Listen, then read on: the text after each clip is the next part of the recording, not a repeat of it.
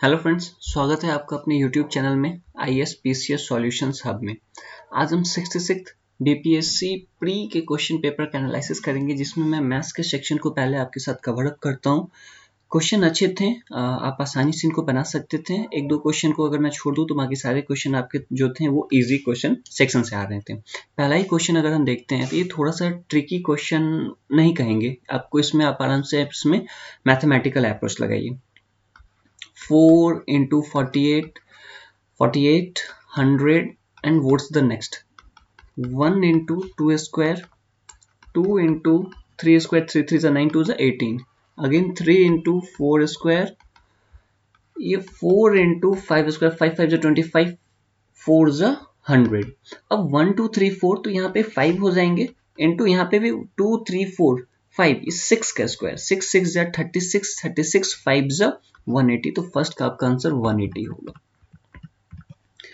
देखिए ये जो था आपके पास ये कॉम्बिनेशन का ये क्वेश्चन है। इस क्वेश्चन को देखिए, इस क्वेश्चन को अगर मैं सॉल्व करता हूँ यहाँ पे, तो इसको सबसे पहले लिखने का तरीका देखना है। तो इसको factorial 2n by 3, 2n minus factorial 2n minus 3 is 2, इसे सॉल्व कर लेते हैं। तो ये factorial n by factorial 2 n minus 1 n minus 2 factorial is equal to 44 is to 3। अगर हम इसे कंटिन्यू सॉल्व करने जाते हैं तो यहां से जो मेरा n का इक्वेशन बन के आता है वो 4 2n minus 1 is equal to 4 into 2 into 6 minus 1। 4 से 4 यहाँ से कैंसल आउट। अगर यहाँ से हम n का वैल्यू कैलकुलेट करें तो आपको 6 आएगा। एक ये क्वेश्चन था जिनको हम टफ कैटेगरी में डाल सकते थे। बहुत आसान सा सवाल है, मीन का सवाल है, एवरेज का सवाल है। कैसे दिया हुआ ये question? The average of m number is n square, that means n square is equal to sum of observation को हम यहाँ पे x कर लेते हैं और टोटल नंबर ऑफ ऑब्जर्वेशन मुझे n दिया हुआ है, यानी यहाँ से मुझे x का जो वैल्यू होगा वो m इंटू n स्क्वायर दिखा। दूसरे इक्वेशन देखिए, यहाँ इस सेक्शन को अगर मैं इसको लिखूं तो m square is equal to यहाँ पे मेरे पास total number of observation n हो गया, और यहाँ पे मेरे पास क्या हो जाएगा, इसको हम y मान लेते हैं। ये दोनों हमने एज्यूम किया, x और y।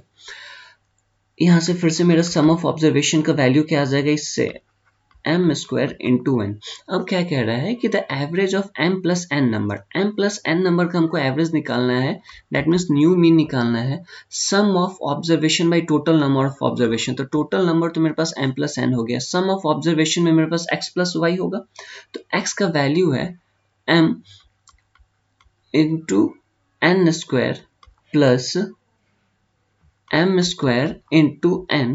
यहाँ पे ऊपर में मेरा mn कॉमन हो जाएगा, तो ये m प्लस n निकलेंगे, और नीचे में तो m प्लस n है ही, तो इन्हें हम यहाँ से कट करते हैं, तो मेरा आंसर हो जाएगा mn, और आपका आंसर इसमें C है। देखिए थर्ड क्वेश्चन है, यूनियन का क्वेश्चन है, और आप आसानी से इस क्वेश्चन को डील कर सकते हैं। देखिए इस क्वेश्चन में करना क्या है, इनमें आपको सिर्फ और सिर्फ ऐसे प्लेयर के बारे में बताना है जो सिर्फ फुटबॉल खेल रहे हैं। ऐसे player, how many people play football only, कौन से ऐसे प्लेयर हैं जो सिर्फ और सिर्फ फुटबॉल खेल रहे हैं। इस क्वेश्चन को करने के लिए हम 3 सर्कल को ड्रॉ करते हैं। बहुत सिंपल तरीका है ये सर्कल वाला, और आसानी से आप इनमें आंसर ला सकते हैं। 3 सर्कल हो गए मेरे पास। पहला सर्कल हम यहाँ पे बास्केटबॉल को डालते हैं, जहाँ पे हमारे पास टोटल 21 स्टूडेंट प्लेयर हैं। यहाँ पे मेरे पास फुटबॉल के हैं जिनके हमारे पास कितने हैं, 29 है, और नीचे में हमारे पास हॉकी के 26 प्लेयर हैं। अब ऐसे प्लेयर के बारे में देखिए जो हॉकी फुटबॉल दोनों खेल रहे थे, तो यहाँ पे हम इनके जो नंबर हो जाएंगे वो 19 हो जाएंगे। अच्छा, इनके लिखने का तरीका देखिए, ये मेरे पास H यूनियन F हो गया ना, है ना, तो इन चीज़ों को ध्यान रखिएगा। यहाँ पे मेरे पास क्या हो जाएगा, B यूनियन F, जो ऐसे प्लेयर जो बास्केटबॉल और हॉकी दोनों खेल रहे थे, इनका जो काउंट है वो आपके पास 4 है, और ऐसे प्लेयर जो बास्केटबॉल और फुटबॉल दोनों खेल रहे हैं, इनका जो काउंट है आपके पास 12 है। और यहाँ पे जो टोटल नंबर ऑफ प्लेयर हैं जो तीनों गेम को खेल रहे हैं, जिनको मैंने यहाँ पे डार्क कर दिया हूँ, ये टोटल 8 हैं। ये कितने हैं टोटल, तो आपके 8 हैं। ये यहाँ पे मैं 8 लिख देता हूँ। अब मुझे क्या निकालना है, सिर्फ और सिर्फ आपको फुटबॉल के प्लेयर को निकालना है। तो फुटबॉल के प्लेयर कितने, क्या इनके आंसर क्या होंगे, तो देखिए इनको हम सॉल्व अगर कर दें तो number of player who play football minus क्या हो जाएगा हमारे पास, बाकी दोनों को हम क्या करेंगे माइनस कर देंगे, किनके किनके साथ, तो ऐसे नंबर जो क्या हो रहे थे, हॉकी और फुटबॉल दोनों खेल रहे थे, साथ ही ऐसे प्लेयर जो क्या हो रहे थे, फुटबॉल, हॉकी एंड सेकंड क्या हो गया, football as well as basketball खेल रहे थे। साथ ही साथ हम ऐड कर देंगे ऐसे प्लेयर को जो तीनों गेम खेल रहे थे, F union B union H। अगर इनके वैल्यू को हम एज यूजुअल पुट करने जाते हैं तो आपका लास्ट में जो आंसर आता है वो 10 आता है। टाइम एंड वर्क से ये क्वेश्चन है और बहुत आसान सा सवाल है। बस इनमें क्या करना था, इनके वन डे का वैल्यू निकाल देना है। सबके वन डे का वैल्यू को जैसे ही हम निकालेंगे तो हमारे पास आंसर आसानी से झलकते हुए दिख जाएगा। देखिए क्या करते हैं ना, मोहन और सोहन के दोनों का वन डे का काम निकालते हैं। वन डे का काम निकाल के इनको हम ऐड कर देते हैं, तो वन डे हमारे मोहन और सोहन का दोनों का क्या मिल जाएगा, 1/25 प्लस 1/20। अगर इसको हम सॉल्व करते हैं तो मेरे पास क्या हो जाएगा, ये 9/100 आ जाएंगे। अगर इन्होंने 5 डेज साथ में काम किया था, यानी टोटल वर्क जो हो चुके हैं वो 9/100, डेट मीन्स 45/100। अब क्या होता है ना, यहाँ पे कह रहा है कि बोट टुगेदर 5 दिन के बाद कौन छोड़ रहा है, तो मोहन लीव ऑफ हो रहा है। जैसे ही मोहन जा रहा है तो रिमेनिंग वर्क के बारे में यहाँ पे हम बात करते हैं, तो 1 - 45/100 आसानी से 55/100 हो जाएगा। रिक्वायर्ड नंबर ऑफ डेज से हम कह देंगे कि आपके पास जितना काम बच गया वो divided by efficiency of Sohan. Sohan का वन डे का जो एफिशिएंसी है वो कितनी है, 1/20 है। तो आपका जो यहाँ पे सॉल्व होकर के ये आ जाएगा, तो आपको 11 डेज होंगे इसका आंसर आपका।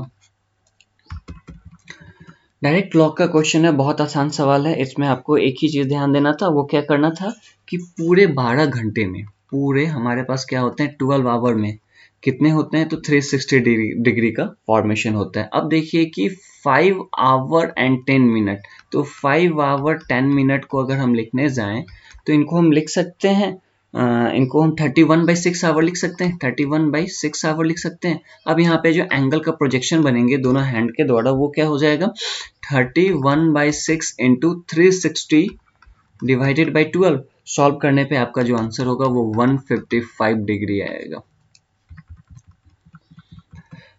बहुत सिंपल सा सवाल था, इसमें हम आसानी से कह सकते हैं कि कौन परफेक्ट स्क्वायर नहीं है। तो जिसके भी लास्ट में 2 होता है वो कभी भी परफेक्ट स्क्वायर नहीं है। आप देख लीजिए, यही आपका आंसर है। 9 है तो हम कह सकते हैं कि इसका आंसर 3 हो सकता है। 6 है तो इसका आंसर में हम मान सकते हैं कि 6 और 4 भी हो सकते हैं सी में लास्ट में। 1 है तो कह सकते हैं कि इनका आंसर आपको 9 भी हो सकता था, और कुछ लास्ट ऐसे नंबर जिनके लास्ट में 1 हो सकते थे, तो आपका ये भी वैल्यू हो सकता था, ठीक है।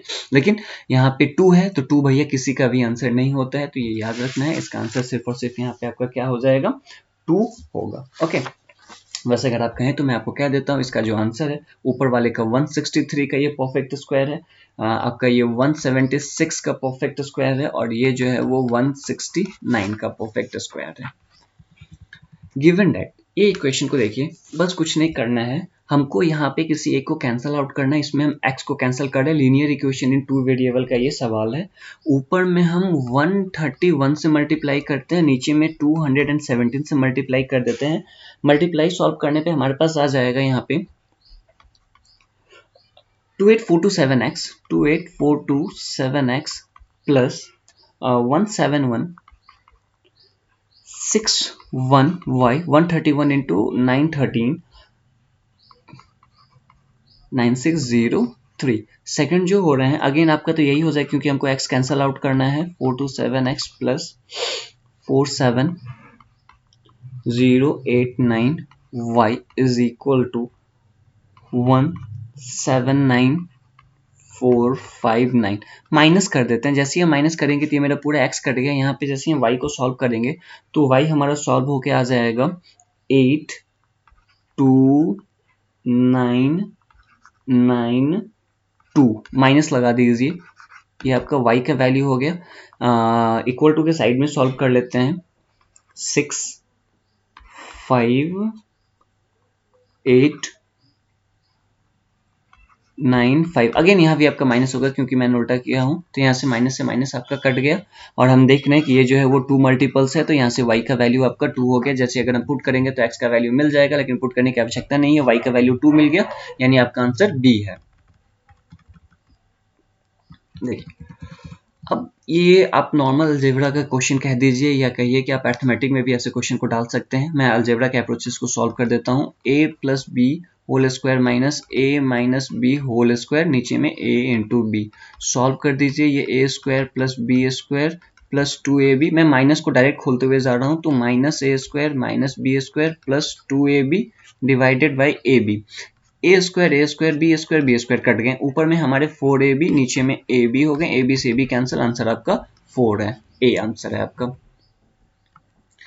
पॉपुलेशन ऑफ अ टाउन, आपका जो ये है कंपाउंड इंटरेस्ट का सीआई से रिलेटेड ऐसे क्वेश्चन होते हैं, आप आसानी से इसमें कैलकुलेट कर सकते हैं। अगर मैं उसी के अकॉर्डिंग आपसे अकॉर्ड करवा दूं तो p into 1 plus r by 100 by n कर सकते हैं, तो 176,400 इंटू 1 प्लस 5/100 2 साल के लिए दिया है ना एन का वैल्यू। हाँ, तो 5 को यहाँ से 520, answer 176,400 into 21/20 into 21/20 00 cancel out, 2 2 जा 4, 4 4 जा 16, 4 4 जा 16, 441 इंटू 441, 441 इंटू 441 जो होंगे आपके 194,481 है, और आंसर आपका ए है।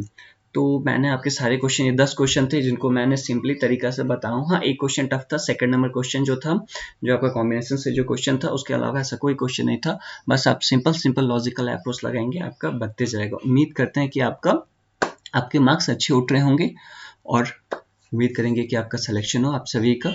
और ऐसे अलग अलग टॉपिक के वीडियो के लिए आप सब्सक्राइब कीजिए, और भी फैकल्टी आएंगे जो अपने वीडियो को आगे रखेंगे और आपको क्वेश्चन पेपर के एनालिसिस देंगे। Thank you.